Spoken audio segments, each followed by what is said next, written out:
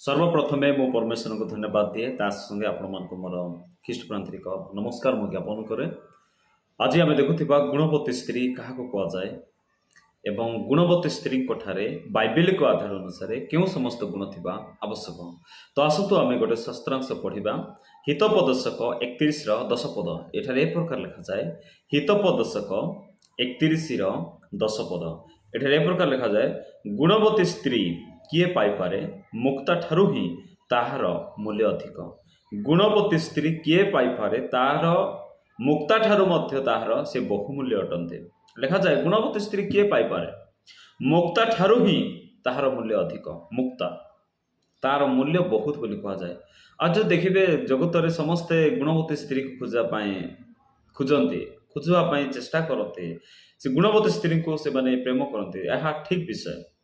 किंतु गुणवती स्त्री भितर गुणवती स्त्री होगाकू हेले कौन कौन समस्त गुण थी आवश्यक सेटा बाइबलिक अनुसार आम देखुवा।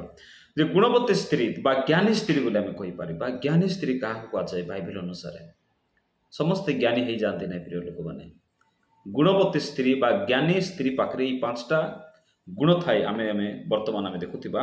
मुझे आपण मानक गुणवती स्त्री 7 गोटी गुण संपर्क में कहबी बा गोटे ज्ञानी स्त्री 7 गोटी गुण संपर्क 7 गोटी चरित्र संपर्क आज आपण मानक पदपर्व सहित मु कहूथी। 1 नंबर विषय है परमेश्वर को से भय करुथिबो। गुणवती स्त्री लक्षण गोटे ज्ञानी स्त्री चरित्र से परमेश्वर को कौन करुथिबो प्रेम करुथिबो। जदि आपण देखिबे हितोपदेशक 31 30 पद ताहा लिखा जाय से परमेश्वर को प्रेम करिवो भय करिवो। राइट, परमेश्वर को से कौन करिवो भय करिवो। तार अर्थ है सबुठारु से प्रथम केन्द्र बिंदु जीशु को से रखिबो। तेबे आमे कहि परिबा गोटे ज्ञानी स्त्री प्रथम चरित्र सबु समय सबु परिस्थिति रे प्रभु को परमेश्वर को से प्रथम स्थान देव। परमेश्वर तांकर केन्द्र बिंदु हेबो। जेमती उदाहरण स्वरूप आम देखु मरियम लूक 1:38 पदर आम देखु मरियम को विषय से प्रथम परमेश्वर को स्थान देले। जदि गुणवती स्त्री होगाकू हेले मते प्रथम परमेश्वर को केन्द्र बिंदु करवा बा परमेश्वर को भय करुथिबो। जो स्त्री परमेश्वर को भय करिवो तांको गुणवती स्त्री बोली आमे कहि परिबा। अनेक स्त्री माने अछन्ते से माने परमेश्वर को भय करूछन्ते। 2 नंबर विषय जे गोटे ज्ञानी स्त्री गोटे गुणवती स्त्री चरित्र गुण 2 नंबर विषय होची से ज्ञान सह कथा कहे। 2 नंबर विषय से ज्ञान सह कथा कहे। एमती नुहे जे पाटी को मो जोटा आसुची सेटा मो कहि देबी ताहा नुहे। ज्ञानी स्त्री सबु बेले जहा युक्त जहा प्रजुज्य से विषय ही से माने कथा कही था। हितोपदेशक 31:26 पदर लिखा जाइछि जे गोटे ज्ञानी स्त्री लक्षण जे ज्ञान सह से कथा हेबो। कहा कि प्रकार कथा कहवा आवश्यक, मंडल कि प्रकार आचरण करने को आवश्यक, संगीत परिचालना करने समय मु कि प्रकार आचरण करी।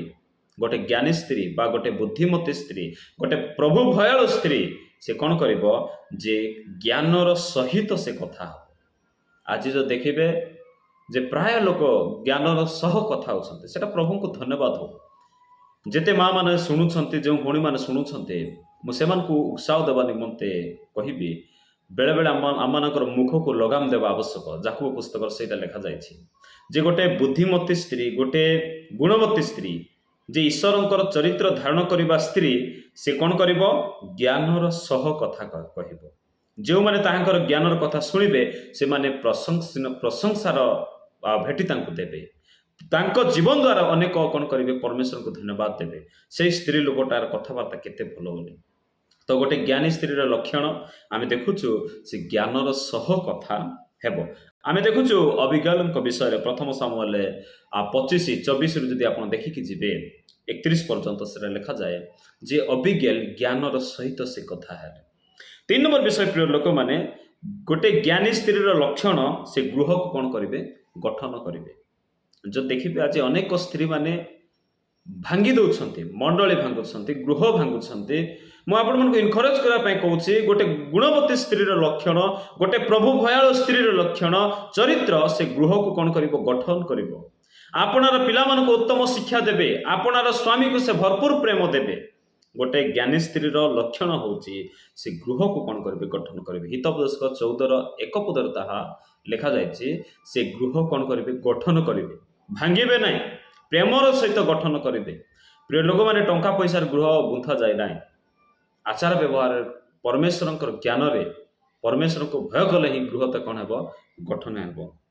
ଯେମିତି ଆମେ ଦେଖୁଛୁ ଲିଦିଆଙ୍କ ବିଷୟରେ ପ୍ରେରିତ 16-15 ଆମେ ଦେଖୁଛୁ ଯେ ଗୁଣବତୀ ସ୍ତ୍ରୀ କ'ଣ କରନ୍ତି, ଗୃହକୁ ଗଠନ କରନ୍ତି, ଭାଙ୍ଗବାକୁ ଦିଅନ୍ତି ନାହିଁ।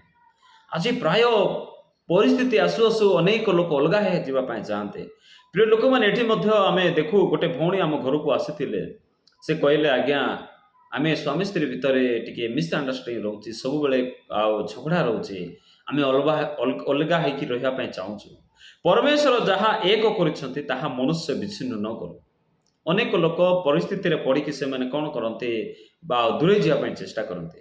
କିନ୍ତୁ ଗୋଟେ ଗୁଣବତୀ ସ୍ତ୍ରୀ ସବୁବେଳେ, ଯେଉଁ ସ୍ତ୍ରୀ କି ପରମେଶ୍ୱରଙ୍କୁ ଭୟ କରେ, ସେ ସ୍ତ୍ରୀ ସବୁବେଳେ ଚେଷ୍ଟା କରେ ଯେ ଗୃହକୁ ଗୁନ୍ଥିବା ପାଇଁ, କାରଣ ସେଇ ତାହାର ଚରିତ୍ର ହେଉଛି ଗୃହକୁ ଗୁନ୍ଥିବା। ପ୍ରିୟ ଲୋକମାନେ, ଏବଂ ଆମେ ଦେଖୁ 4 ନମ୍ବର ବିଷୟ ହେଲା ଯେ ଗୋଟେ ଗୁଣବତୀ ସ୍ତ୍ରୀ, ଗୋଟେ ବୁଦ୍ଧିମତୀ ସ୍ତ୍ରୀ, ଗୋଟେ ଜ୍ଞାନୀ ସ୍ତ୍ରୀ କ'ଣ କରେ, ଯେ କଠିନ ପରିଶ୍ରମୀ ଓ ବିଶ୍ୱସ୍ତ ରହିବ। ସେ ପରିଶ୍ରମ ମଧ୍ୟ ନିହାତି ଆବଶ୍ୟକ। ପ୍ରିୟ ଲୋକମାନେ, ପରମେଶ୍ୱର ମାନଙ୍କୁ ପରିଶ୍ରମ କରିବା ପାଇଁ ମଧ୍ୟ କହୁଛନ୍ତି ଯେ କଠିନ ପରିଶ୍ରମୀ ଏବଂ ବିଶ୍ୱସ୍ତ ମଧ୍ୟ ହେବା ଆବଶ୍ୟକ। ହିତୋପଦେଶ 31-13 ଏବଂ 17 ପଦରେ ତାହା ଲେଖାଯାଇଛି ଯେ ଗୋଟେ ଜ୍ଞାନୀ ସ୍ତ୍ରୀର ଲକ୍ଷଣ, ସେ ପରିଶ୍ରମ ମଧ୍ୟ କରିବା ଆବଶ୍ୟକ।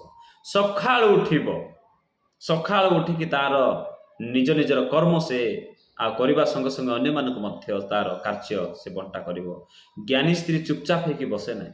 ପ୍ରଭୁ ଭୟାଳୁ ସ୍ତ୍ରୀ, ଗୁଣବତୀ ସ୍ତ୍ରୀ, ଯାହାଙ୍କର ପରମେଶ୍ୱରଙ୍କର ଯେଉଁ ଗୁଣ ଚରିତ୍ର ଯେଉଁ ସ୍ତ୍ରୀ ଧାରଣ କରିଛି, ସେ କେବେ ମଧ୍ୟ ପରିଶ୍ରମ ନ କରିକି ସେ ରହିବ ନାହିଁ। ସେ ପରିଶ୍ରମ କରିବେ, ସେ ପରିଶ୍ରମୀ ହେବେ। ଆପଣ ଦେଖିବେ ରୁତଙ୍କ ଜୀବନରେ ଆମେ ଦେଖୁ, ରୁତ ପୁସ୍ତକ 2-2 ପଦରେ ରୁତଙ୍କର ଜୀବନ ପ୍ରଭାବିତ କରେ। ସେ ପରିଶ୍ରମୀ ଥିଲେ ଏବଂ ବିଶ୍ୱସ୍ତ ଥିଲେ। ପରମେଶ୍ୱରଙ୍କ ଠାରେ ବିଶ୍ୱସ୍ତ, ଆପଣ ସ୍ୱାମୀ ଠାରେ ମଧ୍ୟ ବିଶ୍ୱସ୍ତ ହେବା ଆବଶ୍ୟକ। ତେବେ ଆମେ ଗୁଣବତୀ ସ୍ତ୍ରୀର ଲକ୍ଷଣ, ଗୁଣ ଆମେ ପାଇଛୁ ବୋଲି କହିପାରିବା। ଏବଂ 5 ନମ୍ବର ବିଷୟ, ଗୁଣବତୀ ସ୍ତ୍ରୀ ସାହସୀ ଓ ସେ ବିଶ୍ୱାସୀ ଥିଲେ। ଖ୍ରୀଷ୍ଟ ବିଶ୍ୱାସୀ, ସାହସ ଥିବା ଆବଶ୍ୟକ। ଗୁଣବତୀ ସ୍ତ୍ରୀଙ୍କ ପାଖରେ ସାହସ, ଯଦି ଆପଣ ଦେଖିବେ ଏସ୍‌ର 4-16 ପଦରେ, ଗୋଟେ ଗୁଣବତୀ ସ୍ତ୍ରୀଙ୍କ ଜାଗାରେ ନିଷ୍ପତ୍ତି ନେବାର ସାହସ ମଧ୍ୟ ଥିବା ଆବଶ୍ୟକ। ପ୍ରିୟ ଲୋକମାନେ, ସେ ନିଷ୍ପତ୍ତି ନେଇପାରୁଥିବା ଆବଶ୍ୟକ। ଯଦି ଆପଣ ଦେଖିବେ ଦେବରଙ୍କ ବିଷୟରେ ବିଚାରକର୍ତ୍ତା 4-14 ପଦରେ ଆମେ ଦେଖୁ, ସେ ନିଷ୍ପତ୍ତି ନେବାର ଶକ୍ତି ମଧ୍ୟ ଥିବା ଆବଶ୍ୟକ ରହିଛି। ଏବଂ 6 ନମ୍ବର ବିଷୟ, ପ୍ରିୟ ଲୋକମାନେ, ଗୁଣବତୀ ସ୍ତ୍ରୀ ଦୟାଳୁ ହେବା ଆବଶ୍ୟକ। ଦୟାଳୁ ଓ ସେବା କରିବା ପାଇଁ ଉଦ୍ଯୋଗୀ ଥିବା ଆବଶ୍ୟକ। ସେବା ପରାୟଣ, କ'ଣ ଦୟାଳୁ ଓ ସେବା ପରାୟଣ। ଅନେକ ସମୟରେ ଘରକୁ ଗୋଟେ କୁଣିଆ ପଳାଇ ଆସିଲେ, ଆମେ ପ୍ରଭୁଙ୍କୁ ଜାଣିଲା ସତ୍ତ୍ୱେ ମଧ୍ୟ ନ ଜାଣିଲା ଭଳିଆ ସେମାନଙ୍କ ସହିତ ଆଚରଣ କରିଥାଉ। ଦୟାଳୁ ଥିବା ଆବଶ୍ୟକ। ଗୁଣବତୀ ସ୍ତ୍ରୀଙ୍କ ଠାରେ ଏଇଟା ଗୋଟେ ଗୁରୁତ୍ୱପୂର୍ଣ୍ଣ ଗୋଟେ ପଏଣ୍ଟ। ପ୍ରିୟ ଲୋକମାନେ, ସେ ଦୟାଳୁ ଥିବା ଆବଶ୍ୟକ। ଦୟାଳୁ ଏବଂ ସେବା କରିବା ପାଇଁ ତାର ହୃଦୟ ସବୁବେଳେ ଇଚ୍ଛୁକ ଥିବା ଆବଶ୍ୟକ। ସେବା ପରାୟଣ, ହିତୋପଦେଶ 31-20 ପଦରେ ତାହା ଲେଖାଯାଇଛି ଯେ ଗୋଟେ ଜ୍ଞାନୀ ସ୍ତ୍ରୀ ପାଖରେ ଦୟାର ହୃଦୟ ଥିବା ଆବଶ୍ୟକ। ଆମେ ଦେଖୁଛୁ ଯେଉଁଟାକି ଦରକାର, ଯେଉଁଟାକି ତାବିଥା ବୋଲି ଆମେ ଦେଖୁ ଯେ ପ୍ରେରିତ 9-36 ପଦରେ ତାହା ଲେଖାଯାଇଛି ଯେ ତାବିଥା କ'ଣ ଥିଲେ, ଦୟାଳୁ ଥିଲେ। ଆଜି ମାଁ ମାନଙ୍କ ଠାରେ ଏହି ଗୁଣ ଥିବା ଆବଶ୍ୟକ, ଭଉଣୀମାନଙ୍କ ଠାରେ ଏହି ଗୁଣ ଥିବା ଆବଶ୍ୟକ। କାରଣ ଆମେ ଯୀଶୁଙ୍କୁ ପାଇବା ଲୋକମାନେ, ଆମେ ପ୍ରଭୁଙ୍କର ରକ୍ତରେ କୀର୍ତ୍ତ ଦାସଦାସୀମାନେ, ଆମେମାନେ ଯୀଶୁଙ୍କର ଭକ୍ତି କରୁଥିବା ଲୋକମାନେ, ଆମମାନଙ୍କ ପାଖରେ ଗୋଟେ ଜ୍ଞାନୀ ସ୍ତ୍ରୀଙ୍କ ପାଖରେ ଦୟାର ହୃଦୟ ଥିବା ଆବଶ୍ୟକ। ପ୍ରିୟ ଲୋକମାନେ, ଏବଂ ଶେଷ ନମ୍ବର ବିଷୟ, 7 ନମ୍ବର ବିଷୟ ହେଲା ଗୋଟେ ଗୁଣବତୀ ସ୍ତ୍ରୀ ବା ଗୋଟେ ଜ୍ଞାନୀ ସ୍ତ୍ରୀ ପାଖରେ ଶାନ୍ତ ଓ ସ୍ଥିର ଆତ୍ମା ଥିବା ଆବଶ୍ୟକ। ଛୋଟ ଛୋଟ କଥାରେ ରାଗିଯିବା, ଗୋଟେ ପ୍ରକାର କୁଳିହୁଳି ହେଇଯିବା, ଘରେ ଅଶାନ୍ତି ହେବା ନାହିଁ। ଗୋଟେ ଗୁଣବତୀ ସ୍ତ୍ରୀ, ଗୋଟେ ଜ୍ଞାନୀ ସ୍ତ୍ରୀ, ଗୋଟେ ଈଶ୍ୱରଙ୍କୁ ଭୟକାରିଣୀ ଗୋଟେ ସ୍ତ୍ରୀଙ୍କ ପାଖରେ ଶାନ୍ତ ଓ ସ୍ଥିର ଆତ୍ମା ଥିବା ଆବଶ୍ୟକ। ଶାନ୍ତର ସହିତ କଥା ହେବା, ସ୍ଥିରର ସହିତ କଥା ହେବା। ଆମେ ଦେଖୁ 1 Peter 3-4 ପଦ ଏବଂ 1 ସାମୁଏଲ 1-10 ପଦରେ ଆମେ ଏହି ସମସ୍ତ ବିଷୟ ଦେଖୁଛୁ ଯେ ତାଙ୍କଠାରେ କ'ଣ ଶାନ୍ତ ଓ ସ୍ଥିର ମନୋଭାବ ଥିବା ଆବଶ୍ୟକ। ଲୋକମାନେ, ତେବେ ଆମେ ଜ୍ଞାନୀ ସ୍ତ୍ରୀ ବୋଲି କହିପାରିବା। ଆମେ ଆଜି ଦେଖିଲୁ ପ୍ରିୟ ଲୋକମାନେ 7 ଗୋଟି ବିଷୟ। ଯେ ପ୍ରଥମରେ 1 ନମ୍ବର ବିଷୟ ସେ ପରମେଶ୍ୱରଙ୍କୁ ସେ ଭୟ କରୁଥିବ।